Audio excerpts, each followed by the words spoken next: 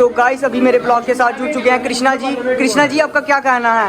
Guys आज हमारा रामलीला का डे 6 है और यहाँ पे अभी हमारे एक्टर लोग तैयार हो रहे हैं और हमारे स्टेज भी प्रिपेयर हो रही है, मैचिंग हो रही है वहाँ पे। और हमारा कोई आधे घंटे के अंदर अंदर हमारा कार्यक्रम स्टार्ट हो जाना है और आप इसी तरह ब्लॉग में बने रहना। आज हमारा बहुत अच्छे कार्यक्रम है।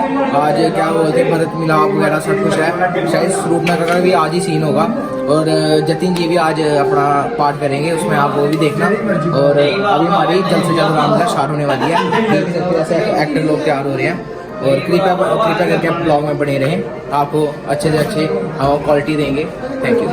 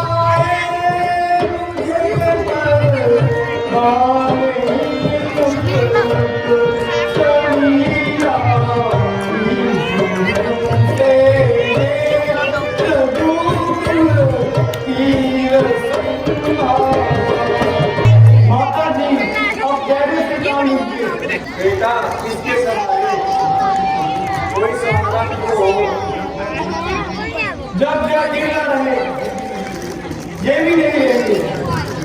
अच्छा बेटा जिस तरह होगा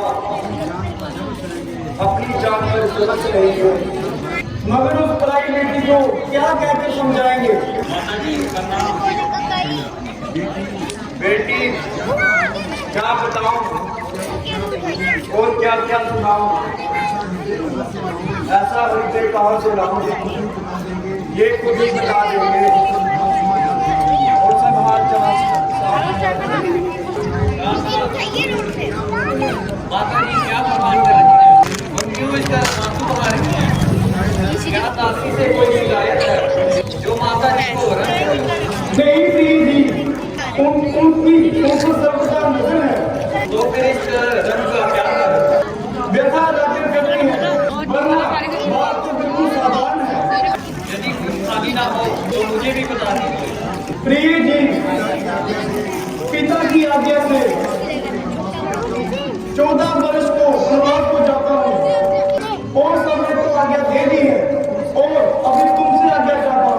इसमें ना पिताजी का दोष है ना माता कटई का कसूर है, बल्कि किस्मत को इसी प्रकार मंजूर है। मुझे विश्वास है तुम मेरी गैर हाजिरी में ना केवल स्वयं ही धैर्य से काम लोगी, बल्कि मेरे माता पिता को भी अधिक आराम होगा। जो कुछ पिताजी की आज्ञा है उसके बारे में मुझे ना ये करार है और ना उनके सामने या तो देने का मेरे को इरादा है। तुम मुसीबत के वक्त मेरी सहायता करो, जो इतनी का काम है। तेरे साथ ना जाने का क्या यही परिणाम है? तुम देश में मत चला रही हो और बात को कहीं से कहीं ले जा रही हो। मेरी आपके सामने मकसद लड़ाने की भगनी ताकत नहीं और सच पूछो तो बात करने की भी इजाजत नहीं। पिताजी आज्ञा का पालन हम दोनों के लिए आवश्यक है। जो पिता का हुक्म है उसी से करो, उसी हर इसमें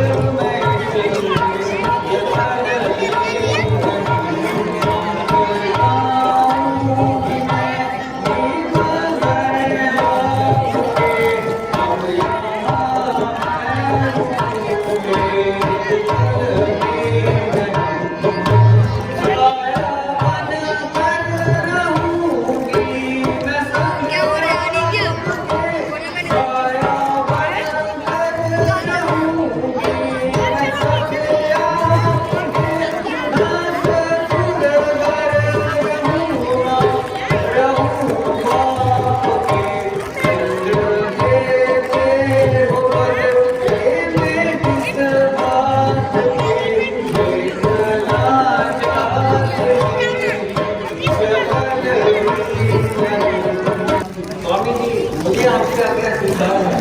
अगर मतलब अपने संविधान से इतना लाचार है, आप अपने को तो ग्रंथ से बचाते हैं मगर वही ग्रंथ मुझे रखते हैं। तुम गांव में किस लिए जाती हो? आप किस लिए जाते हैं? सीधे मेरा विचरो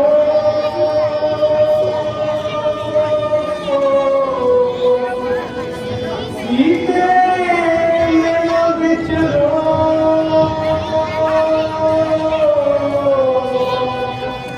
मेरा मन कहता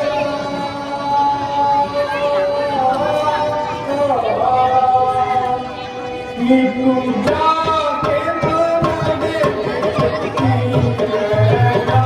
सीधे जाके बना दे मेरा तन मेरी जान, मेरा तन मेरी जान, किसी को मेरे प्राण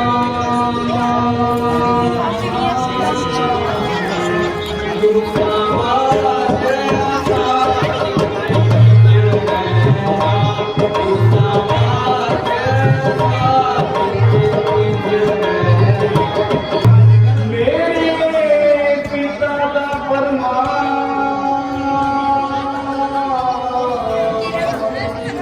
मेरे पिता का फरमान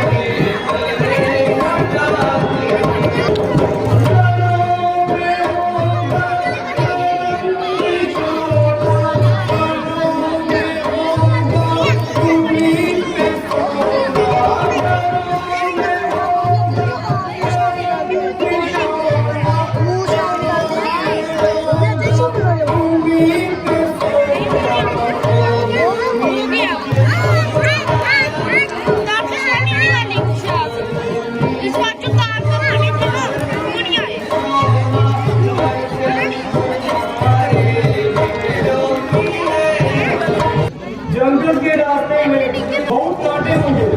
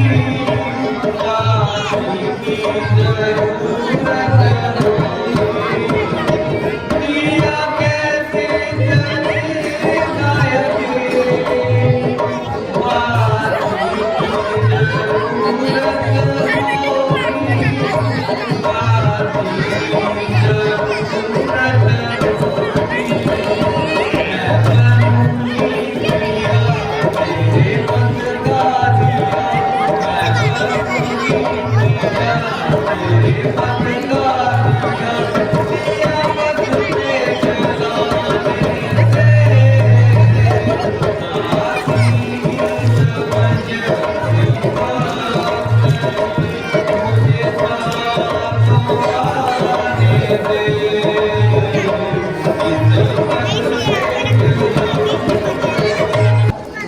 प्रिय तो चलो, अब मुझे विश्वास हो गया तुम अपने हक से नहीं चलोगी और अवश्य साथ करोगी। अच्छा माता को नमस्कार कीजिए और तीसरी राह लीजिए। आपके पाँव पड़ती आज्ञा दीजिए, प्रार्थना करती हूँ। बेटी क्या कहूँ, रोते रोते आंखों का पानी खत्म हो गया, केला खत्म हो गया। मैंने ऐसा सोचा पाप किया जो अपनी किस्मत को रो रही थी और पहले जगत से बीमार हो गई, हो गई। अच्छा बेटी तुझ पर क्या गिरा, अपने कर्मों का फल क्या है? इसमें कल का ऑप्शन नहीं है। इस बुढ़ापे में नहीं है इसमें तो। था बंद हो जाएगी। क्या कहूँ बेटी मुझे, वो नहीं स्टार्ट थोड़ी होगी, वो अलग वीडियो में। घर द्वार से छूट के एक को नहीं पहले अब देखिए दो चले। अब तक बहुत खूने जिगर पिया और अपने आप को बहुत जमत किया, किंतु माता जी की ये हालत है, सीना चाक हो गया और कलेजा जलकर राख हो गया। मेरी उपस्थिति में माता जी को इस कदर अदा मेरी जिंदगी पर लाख लानत और धिक्कार। माता जी आंखें खोलो, तुम्हारा लक्ष्मण तुम्हारे कदमों पे निशान, यदि नहीं बोलती तो लो लक्ष्मण तुझे पहले पढ़ने को तैयार है। लक्ष्मण जरा हो करो, इस गाय का नहीं बेटा, मुझे चक्कर आ गया। अजय बंदे है, जब रामचंद्र हर प्रकार से राज्य का हकदार है तो किसी और का इस पर क्या अधिकार है? रोने और गिड़गिड़ाने से रात नहीं मिलता। हाँ, अगर किसी पे हिम्मत है तो मुकाबले पे आए, हमारे दो हाथ देखे और अपने दिखाए, बाकी राज करने का कुछ मजा तो है। अन्यथा मैं कदापि ऐसी चलाकी नहीं चलने दूंगा और जब तक जान में जान है किसी की दान नहीं करने दूंगा। अरे लक्ष्मण, मुझे सब अफसोस है, तुम्हें इस कदर जोश क्यों है? जरा सोचो, किसको हाथ दिखाओगे और किससे लड़ोगे? कौन से होगा विचारते हो और ऐसी बातें मुंह से निकालते हो? तमाम कुल का नाश हो रहा है, जिसे देखकर मेरा सीना चाक चाक हो रहा है। उधर पिताजी की हालत बस से बदतर हो रही है, इधर माता जी अपनी जान खो रही है, सीता बेचारी अलग जमीन पर पड़ी हो रही है। आप पर मालूम कौन सा चाव पड़ा है, उल्टा मुझे कह रहे हैं तुम्हारा गुस्सा बेफजूल पड़ा है। अच्छा यूं तो यूं सही, इस तरह पूरे कुल की मिली बैठ कर पर अवश्य राज कर लेगा और सूर्यवंश को अपने सर कर लेगा। यदि न्याय और धर्म किसी का नाम है तो मैं भी तुम्हारे को राज का मजा ना चखा दूं। सुमित्रा का दूध एक बार नहीं लाख बार हराम है। प्यारे भाई, जरा गुस्से को दिल से निकालो, इसमें भारत का क्या कसूर है? बहुत अच्छा, अगर रघुकुल की यही रस्म है तो अयोध्या में रहना अब मेरे लिए भी कसम है। जीते जी आपका साथ नहीं छोड़ सकता और किसी भी अवस्था में आपकी रिफाकत से मुंह नहीं मोड़ सकता। यदि तुम भी साथ जाओगे तो पिताजी का क्या हाल होगा? लक्ष्मण से ये कैसा सवाल?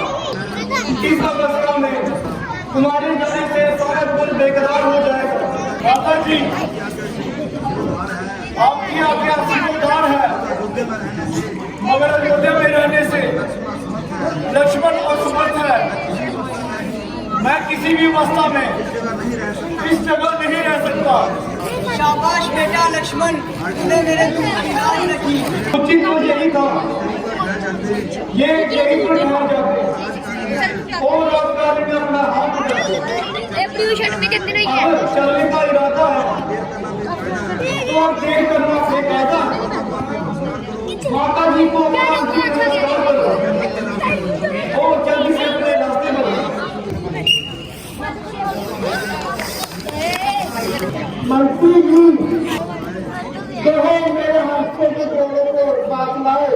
हाय हाय ऐसा है किसी मुझसे तो ले ले। महाराज, मैंने अपना जोर लगाया और बहुत समझाया, मगर उनके धैर्य ने जरा भी नहीं अपनाया। अब तुम कुछ करोगे ऐसी ही बातें बनाओगे। जिस समय मैं आपकी आज्ञा के अनुसार उनकी सेवा नहीं उनका, तो उन्होंने इनकार कर दिया। मैंने अपना पूरा जोर लगाया। यदि उन्होंने कहा गैर 14 वर्ष समाप्त किए, अयोध्या में कदम नहीं रखूंगा। ये तो मुझे पहले क्या था कि उसका शत्रु है। अच्छा और कहा उसको सुनाए। आपको और माता को हाथ जोड़कर प्रणाम किया है। मेरे लक्ष्मण का क्या है? उनकी तबीयत पर महारानी की कार्रवाई की सख्त होना था। बेटा लक्ष्मण, बेशक तुम्हारा गुनहगार हूँ, तुम्हारी ऐसी समस्या हूँ, मगर बेटा मुझे माफ कर दे। रोने से काम नहीं चलेगा। रामचंद्र का आना मुश्किल है। जो होना था हो चुका। अब अपने तबीयत को संभालिए।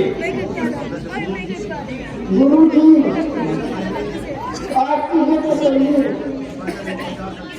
मुझे कुछ फायदे नहीं पहुंचा सकती, कई बात वापस नहीं आ सकती। इसी का क्या अफसोस है? चलो मेरी स्वागत कर देते, सारे राम मुझे माफ कर दे। प्यारी को कन्या तुम ढंग हो और पक्षपात रूप से प्रसन्न हो।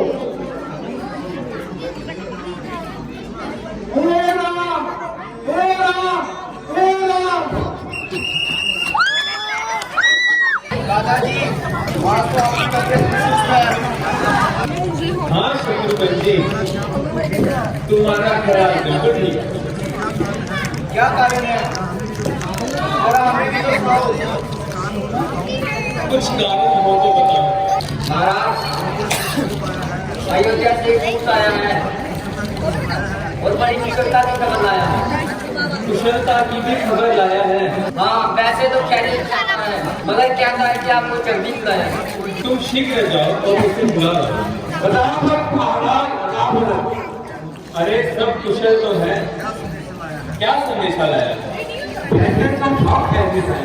मगर आपको क्यों बुलाया है? पिताजी तो प्रसन्न हैं।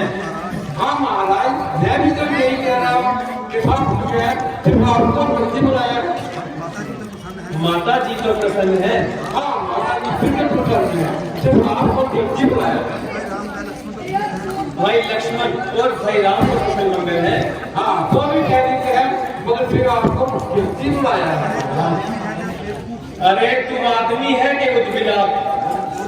जो मैं पूछता हूँ उसका उल्टा ही जवाब देता है कि जल्दी बुलाया है, जल्दी बुलाया है। हाँ महाराज, मैं कह तो रहा हूँ कि आपको क्यों बुलाया है? तू सीधी तरह हमारी बात का जवाब क्यों नहीं देता? पूछिए क्या पूछते हो? अरे मैं पूछता हूँ पिताजी, माताजी, भ्राताजी सब ठीक तो है? हाँ महाराज, पैसे तो साफ कह देते हैं, सिर्फ आपको क्यों बुलाया? अजब दीवाने से पाला पड़ा। महाराज मैं भी तो यही कह रहा हूँ कि आपको क्यों बुलाया? अरे जल्दी भी बुलाया है या कोई कारण नहीं बताया है? हाँ महाराज, इसे जरा क्या बोलूं कि सिर्फ आपको जल्दी बुलाया है। ज्यादा चुप हो जाओ, ज्यादा बकवास ना करो। ना ना महाराज, इसे ज्यादा बोलूंगा तो जुबान काट देना महाराज, लेकिन आपको जल्दी बुलाया है। दादाजी, यद्यपि आपका वियोग यद्यपि आपका वियोग हमें गीत है, हमें गीत है, परंतु क्या करें, परंतु क्या करें? इस समय ठहरना जहाँ उचित नहीं है, इस समय यहाँ ठहरना उचित नहीं है। इसलिए हमारी नमस्ते लीजिए, इसलिए हमारी नमस्ते लीजिए हमें विदा और हमें विदा कीजिए। बेटा मैं तो बिल्कुल भी को मैं अपनी आंखों के सामने से दूर नहीं कर सकता, मगर इस चीज बार रिपीट तुम्हें मजबूर नहीं कर सकता। टेप रिकॉर्ड रिपीट किया चलते ही अपनी कुशलता टेप रिकॉर्ड रिपीट किया और ज्यादा इंतजार न करो। मैं भी तो यही कह रहा हूँ कि आपको जल्दी बुलाया।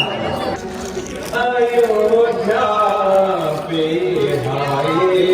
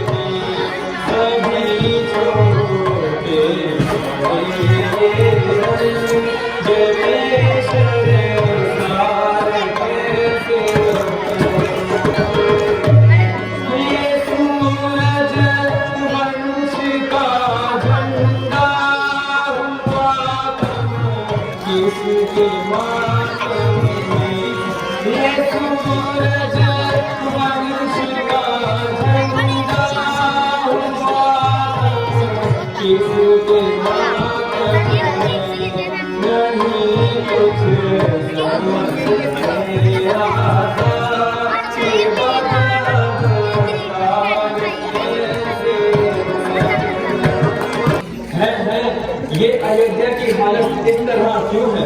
सारा बाजार सुनसान पड़ा है। बेशक लक्ष्मण तो खराब नजर आते हैं, आप जल्दी से पिताजी के महल की तरफ कदम बढ़ाएं। बेटा तुमने बहुत दिल लगाए और तुम्हारे नाना जी तो ठीक है। हाँ माता जी सब कुशल मंगल, लेकिन अब तक मुझे पिताजी के दर्शन नहीं हुए। बेटा धैर्य करो, सफर की थकान उतारो, धीरे धीरे सब मालूम हो जाएगा। मेरी थकान पिताजी के दर्शन करते ही दूर हो जाएगी। पहले कुछ थोड़ा खा पी लो, धीरे धीरे सब बता दूंगी। मैं पूछता हूँ पिताजी कहाँ है? तुम कहती हो धीरे धीरे सब हाल बता दूंगी। ये मामला क्या है? कहती तो धीरे धीरे सब बताती है। बड़ी आश्चर्य की बात है, जो मैं पूछता हूँ उसका उल्टा उत्तर देती हो। बेटा तुम बड़े जल्दबाज हो गए। बेटा तुम्हारे पिता स्वर्ग से है क्या कहा? पिताजी स्वर्ग से भाग गए। भाई लक्ष्मण और राम जी भाग्यवान जिनके हाथों में पिताजी ने प्राण दिया। अच्छा ये तो बताओ कि उनको रोग क्या है? रोग तो कुछ भी नहीं था। हाय राम हाय लक्ष्मण कहते हैं। क्या भाई राम और लक्ष्मण भी वहां पे नहीं थे? नहीं बेटा वो तो पहले ही बढ़ते चले गए। उन्हीं की जुदाई में महाराज ने प्राण त्याग। ऐसा अनर्थ हो गया, 4 बेटों के होते हुए भी उनको कंधा देने के लिए कोई ना जाने मैंने कौन सा पास किया। बेटा असल बात ये है, महाराज ने राम से करने की तैयारी की। हम सब मैंने अपने वचन को पूरे करने के लिए उनको मजबूर किया। राम को 14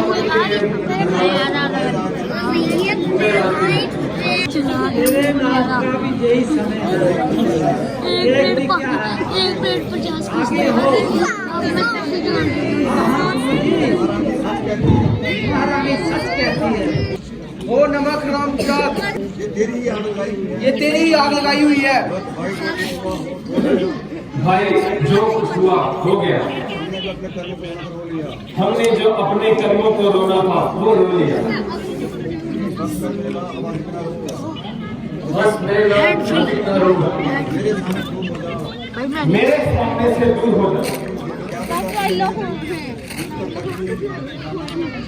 क्या बेटा मेरे स्कूल का बचपना जाना।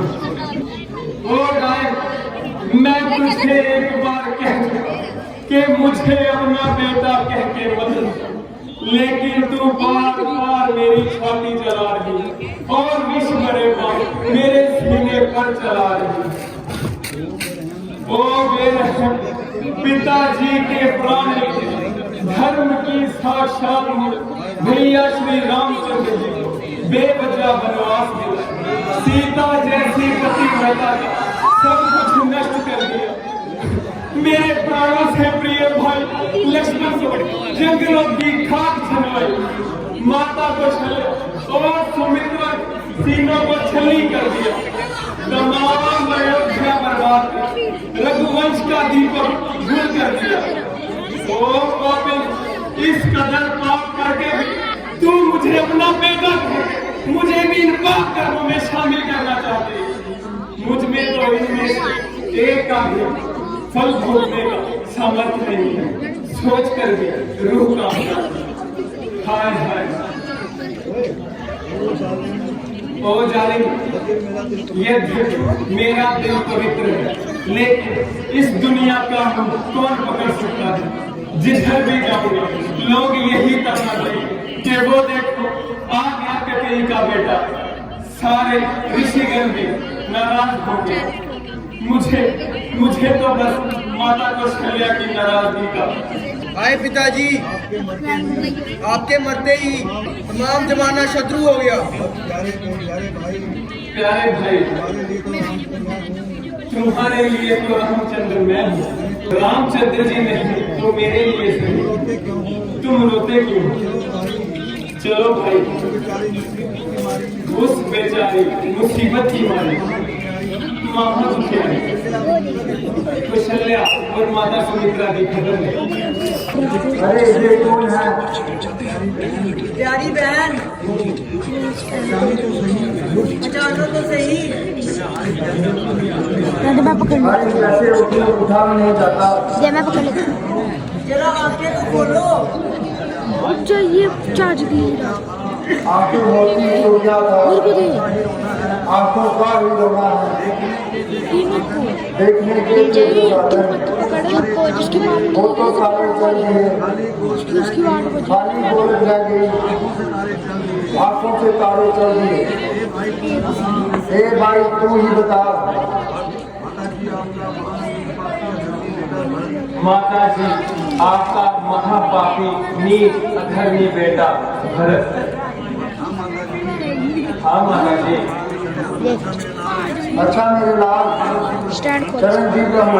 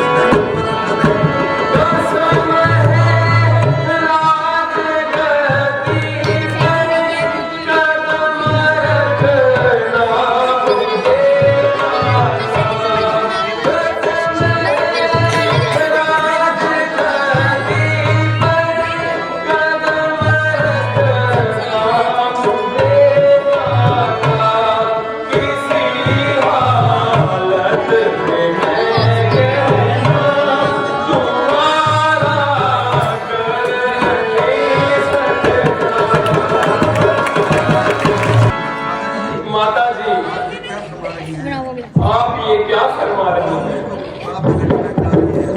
और क्यों मुझे इस पाप के गड्ढे में गिरा रही है। किसी भी हालत में मैं ये आपकी आज्ञा मंजूर नहीं कर सकता। इसके अतिरिक्त श्री रामचंद्र जी हर तरह से इस राज्य के सरदार हैं, इसीलिए उनकी गैर हाजिरी में राजगद्दी पर पांव रखने का मुझे कोई अधिकार नहीं। मैं इसी समय जंगल में जाऊंगा। यदि वह मेरे कहने पे वापस नहीं आए तो 14 वर्ष तक मैं उन्हीं के साथ रहूंगा। आपके विचार तो अति और आप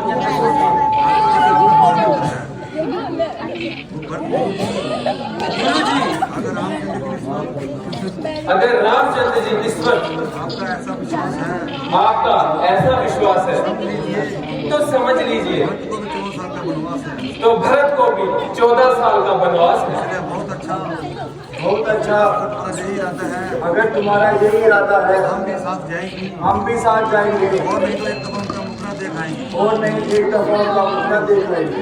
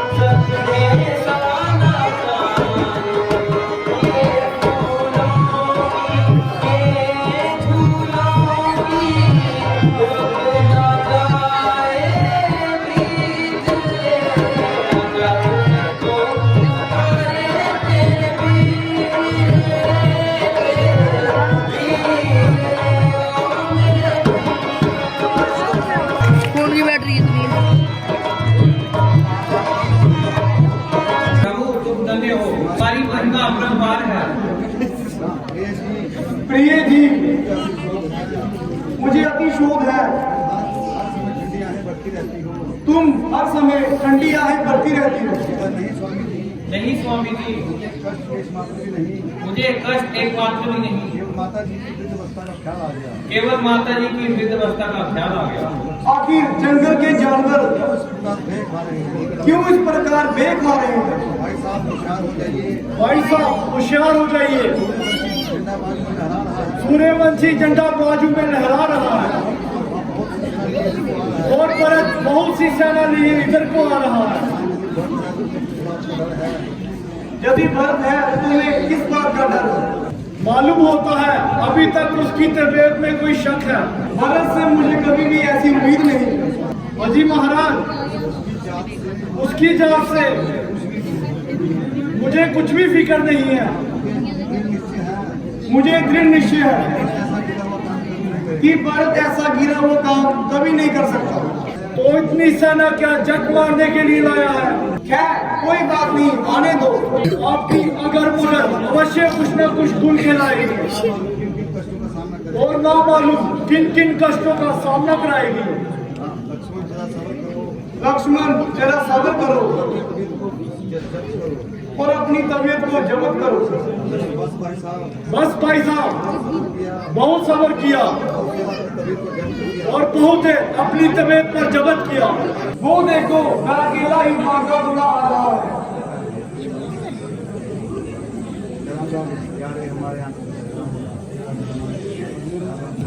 प्यारे हमारे आंखों के तारे,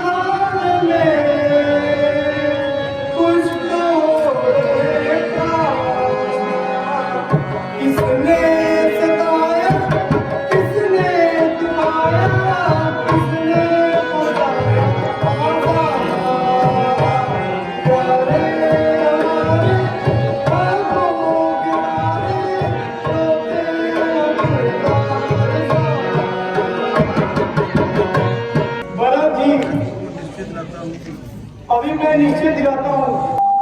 मुझको तुम्हारे से कोई शिकायत है, पर माता ककई पर सब अफसोस है। हाँ भ्राता जी, ये मेरे पूर्व कर्मों का फल है। इसमें आपका क्या दोष है? ओ, ये तो शत्रुघ्न भी आपके साथ है। एक शत्रुघ्न तो क्या, माता कौशल्या जी, माता सुमित्रा जी और माता कैकेयी भी साथ हैं। भरत जी, मुझे खेद है,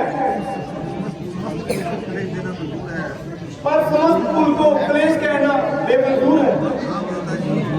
हाँ भ्राता जी, ये सब मेरा ही कसूर है। शत्रुघ्न जी, तुम इस स्थिति में अपने माँ का विश्राम करो। कैसी आपकी आज्ञा? माता जी, आपने सफर में देर से अपनी तकलीफ ली, मेरी माता भी बोलती क्यों नहीं? कहिए, तबीयत तो अच्छी है। हाँ अच्छी हूँ। माता जी,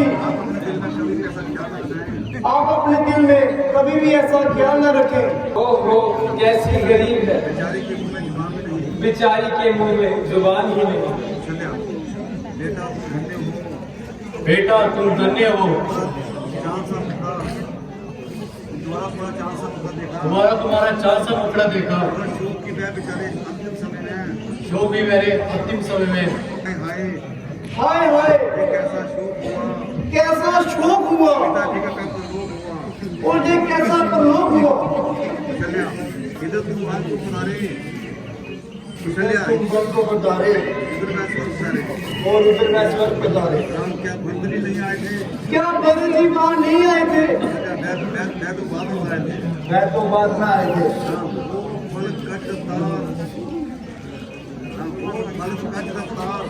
ओ बड़े कर्ज रफ्तार, हमें घर से निकाल कर भी हमको सताता रहा। हाय अफसोस, पिता का साया भी सिर से जाता रहा। हाय पिताजी, आप सदा के लिए हमसे आप सदा के लिए हमसे मुंह मोड़े। हाय अफसोस, क्यों पड़ी है? गर्दिश हमारे पीछे क्यों पड़ी है? बेटा सब्र करो, रोने धोने से कुछ नहीं होगा। एक तो सब्र कर ले।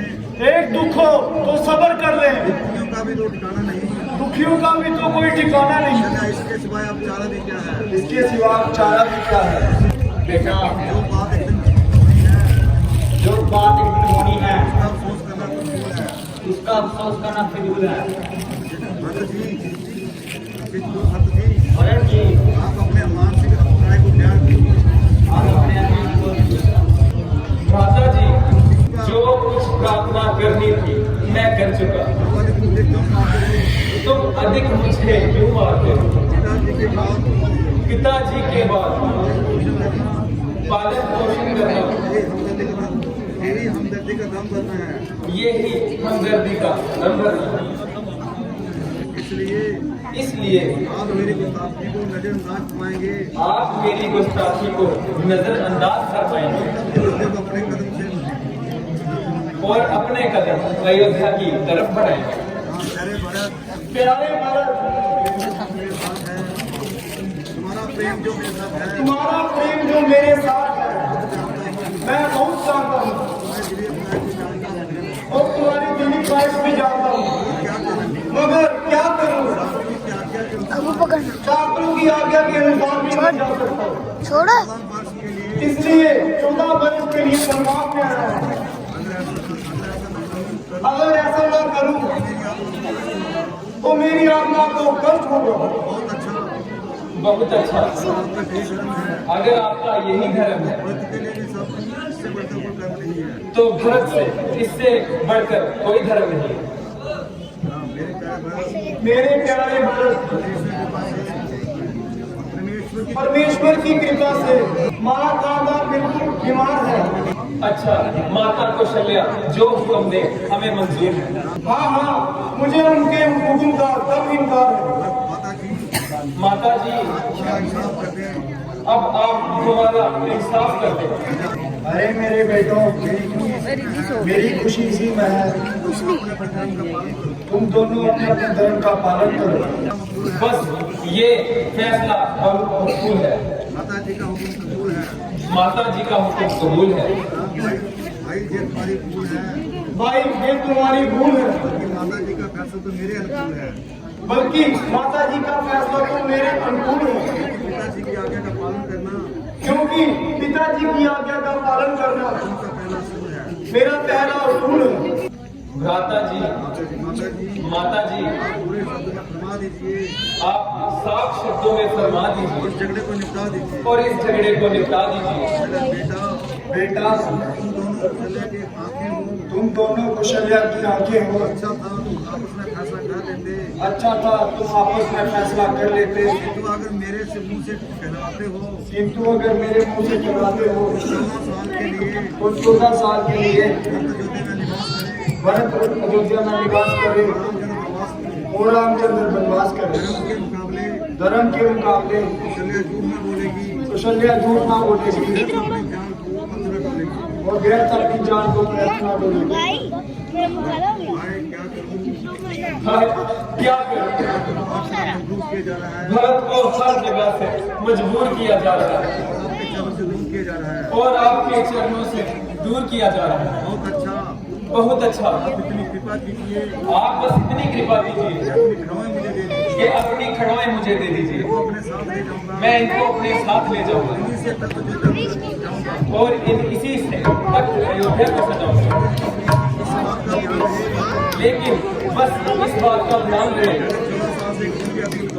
और अगर 14 साल से एक दिन भी अधिक लगाओगे तो भरत को कभी जीवित ना पाओगे।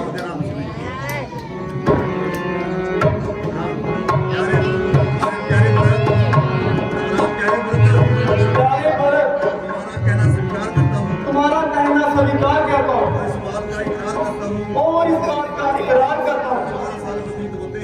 14 साल व्यतीत होते ही तुम्हारे पास आऊंगा और एक दिन भी अधिक ना लगाऊंगा। मैं राम भक्त ले चला भैया,